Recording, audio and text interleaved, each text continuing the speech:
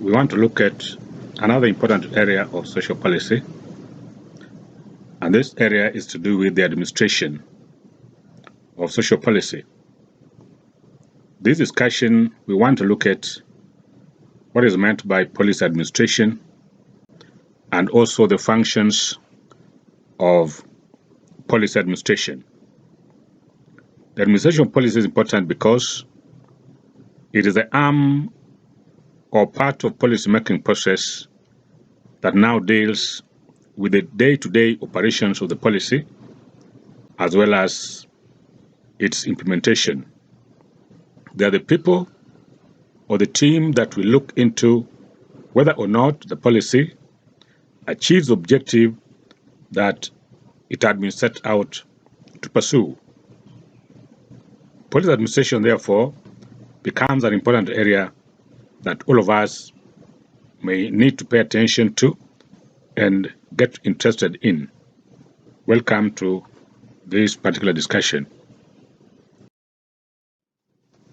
We need to begin by understanding what is meant by social policy administration.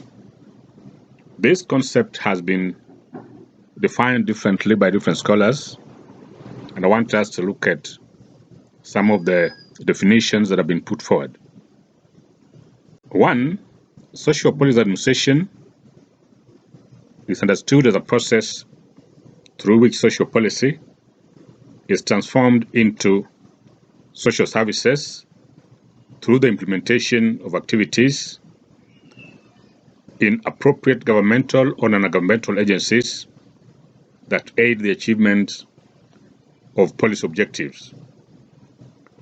It is basically concerned with the identification of social objectives, the formulation and implementation of proposed programs to achieve the objectives laid down in the social policy. It deals with social welfare agencies and help them to achieve the objectives for the target groups for which they are working for.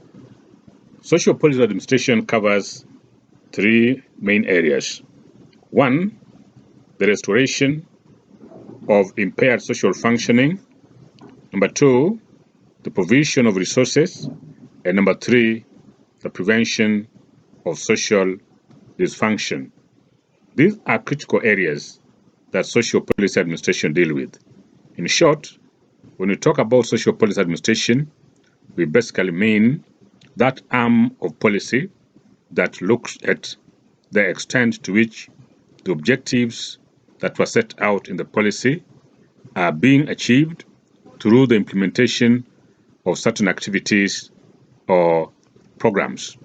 When this is done, then it is possible later on to ascertain whether the policy is achieving its objectives or not.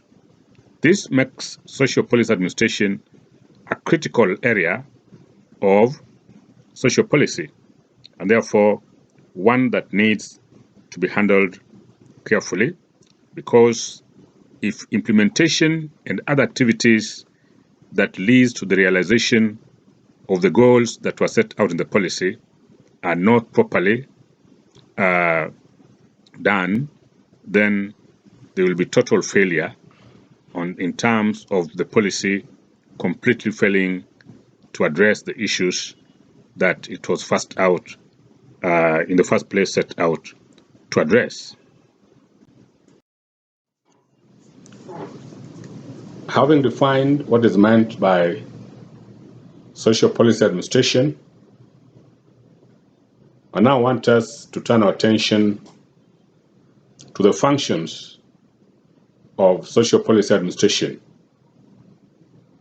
One of the functions of social policy administration is the formulation of objectives of the agency that is responsible for the implementation of the social policy. Objectives can be understood as the strategic position to be attained or purpose to be achieved by the agency responsible for the implementation of a social policy. I wish to observe that it is the responsibility of the Social Policy Administration to formulate the appropriate objectives and programs of the agency which is charged with the implementation and operation of a given policy. The administration, that is the personnel within this agency, must get the required information, understand the situation prevailing, and then, based on that understanding, formulate objectives that will drive the activities of that particular agency. The objective of the agency must focus on the problems or issues that a social policy was enacted to address. Let's take the case of higher education with a special focus on Higher Education Loans Board. That is an agency whose main function is to disburse funds in form of loans and bursaries to students pursuing higher education, both at tertiary and university level. So when you visit the website of HELB, you will realize that they have outlined the objectives of HELB. These objectives must be in tandem with the Higher Education with the Higher Education Loans Board policy. That is the policy that the board was developed or established to have it implemented. The same would apply to an organization like NHIF, which is charged with provision of health services in terms of payment for health services and medication of its members. Again, within it has objectives. So one of the main functions of social policy administration is to ensure that it develops the objectives of the agency that is established to operationalize a given social policy.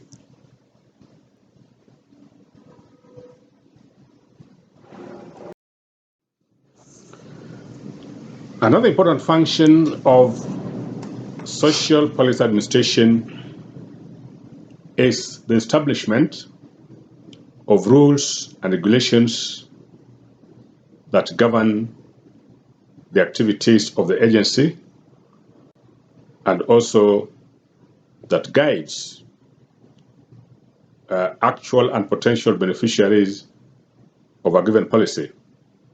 We need to note that a social policy contains the basic structure only. That is the basic structure of the policy. Regulations and rules that guides its implementation and conduct of the implementers is addressed at the policy is never addressed at the policy making stage, but rather developed by the personnel that have been appointed to oversee the implementation of the policy. Regulations and rules are therefore developed by the implementing agency to help in the implementation of the policy and also guide the conduct and relationship between the agencies and stakeholders, of course, including the beneficiaries. By regulation, we mean the norms that regulatory organizations lay out in writing and which specify certain types of behavior in order to standardize and govern the conduct of members towards the public, or beneficiaries and beneficiaries towards members within the agency, while rules are the basic guidelines of instructions that direct the conduct or behavior of a person in a given organization or country.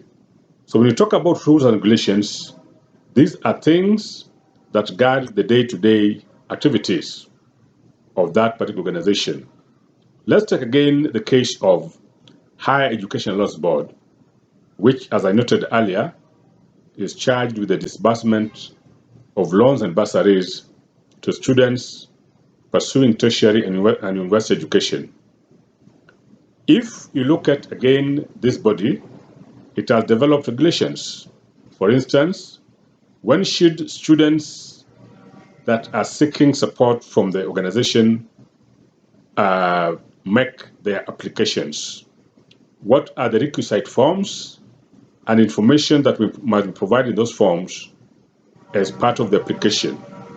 What is the time length between the time a person has made an application and the time the money is awarded?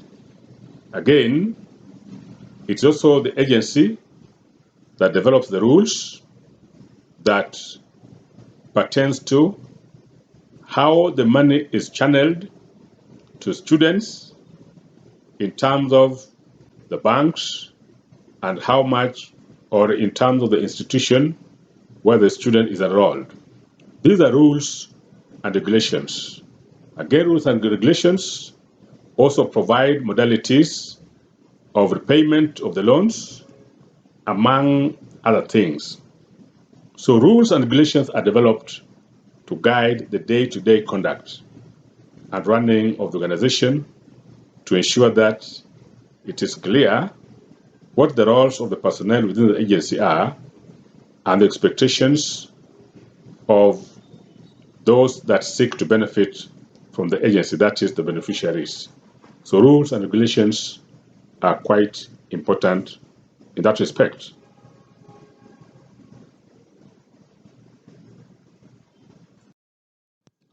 The other function of the social policy administration is to undertake research as well as documentation. While we know that, for instance, the work of any agency is to address the social problems of society in any given area of the social policy, the agency needs relevant and accurate data as well as information to inform its decisions and activities. Social policy administration, therefore, one of its other important functions is to collect and analyze data and information that may be of help in addressing the issue or problem that the policy was developed to address. For instance, the agency must have accurate data on actual and potential beneficiaries, the outcome of past activities, current and past financial needs, among other things.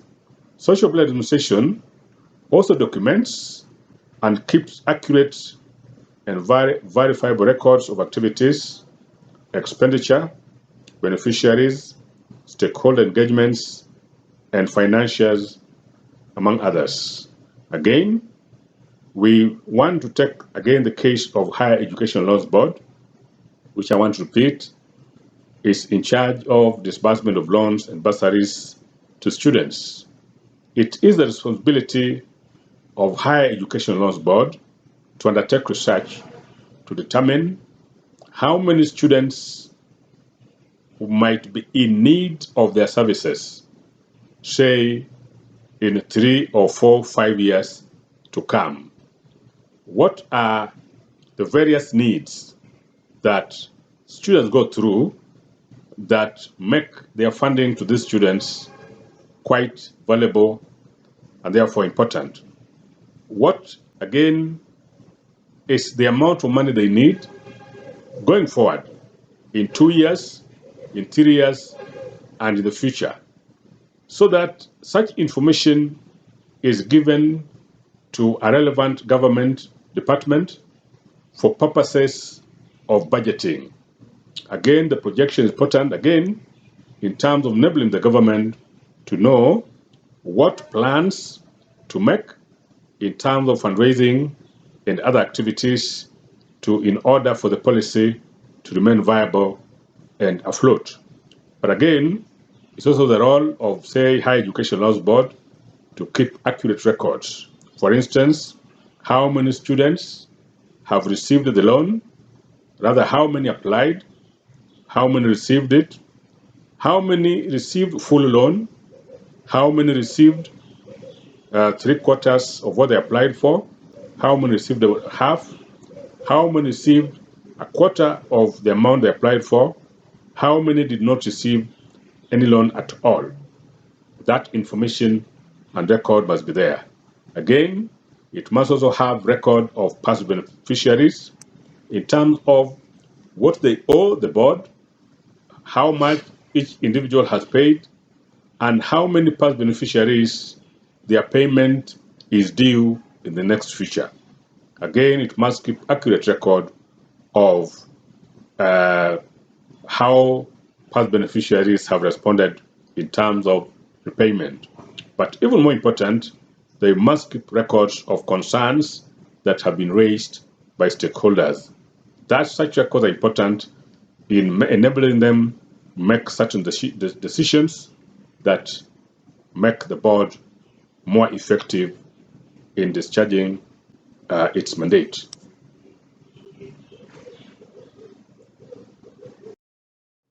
The other important function of social policy administration is that of human resourcing.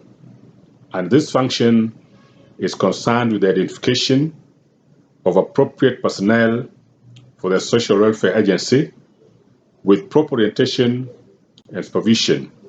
The personnel that have been identified are then recruited to help in the implementation of the programs in order to achieve the goals of the agency as well as the goals of the policy. The administration must also establish appropriate departments and regional offices where necessary for effective and efficient service delivery as well as implementation of the policy. The social welfare administration, rather the social policy administration again, should also instill appropriate work ethics, discipline, and practices to win stakeholder confidence in the agency. In other words, you cannot have an agency without manpower. It is the work of the leadership of the work of social policy administration to ensure that it has personnel with requisite training and experience and also attitude to enable them fulfill the objectives for which the agency was recruited. Again, like I've said, where possible, it's also necessary for the agency to open up regional offices so as to shorten the distance that beneficiaries cover to reach the headquarters of the agency. Issues that regional offices can handle should be handled at that level. If, for instance, again, we look at a Higher Education Loans Board, it is domiciled in the capital city, Nairobi, but occasionally they send their personnel to universities to help receive complaints and address issues at that particular level. But issues that require high-level discussion, those are the ones that students are encouraged to visit the headquarters. This kind of work arrangement becomes important because sometimes when you're dealing with states that are large geographically, it is not possible that every individual who stay in different corners of the country have to travel to the main office to have their issues addressed. Sometimes it's important to open up regional offices to enhance service delivery and make these organizations more effective.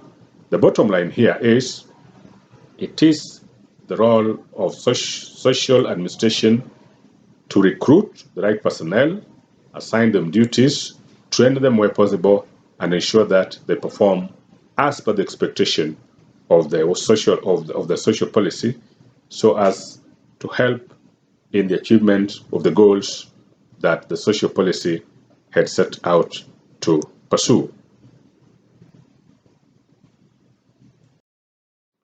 The other function of social policy administration is to do with financial management. By financial management, we mean the business function that deals with investing the available financial resources in a way that helps in the achievement of greater business success.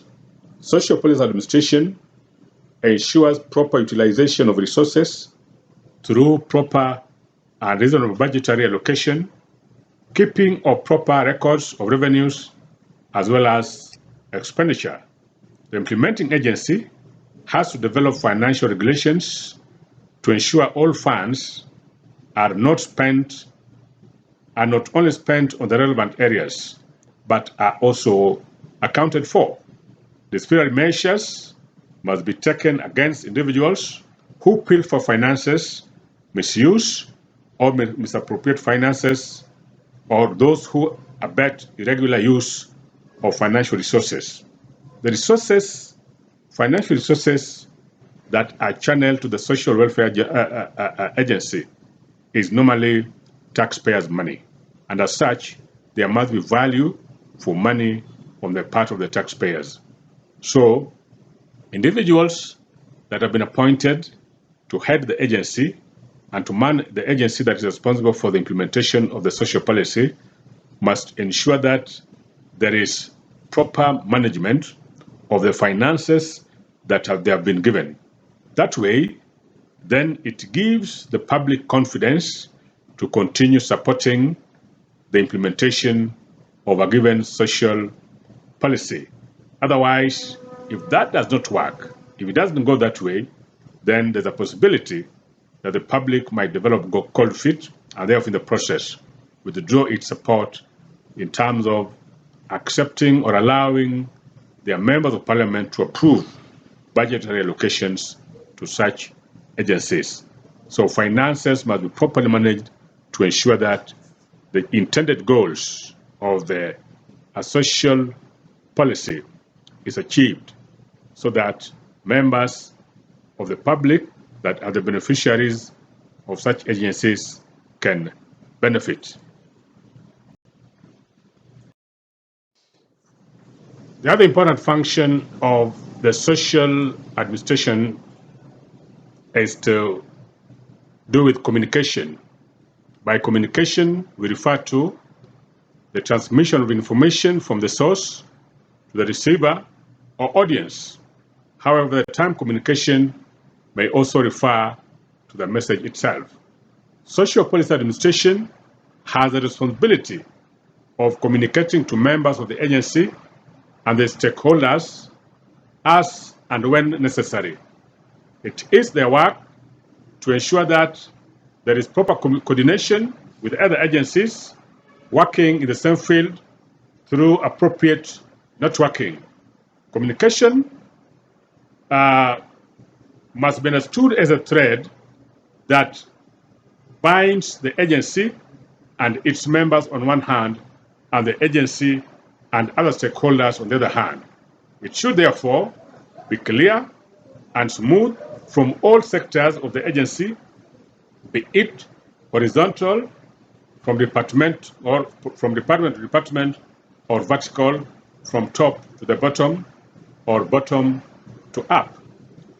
So at the end of the day, there needs to be communication.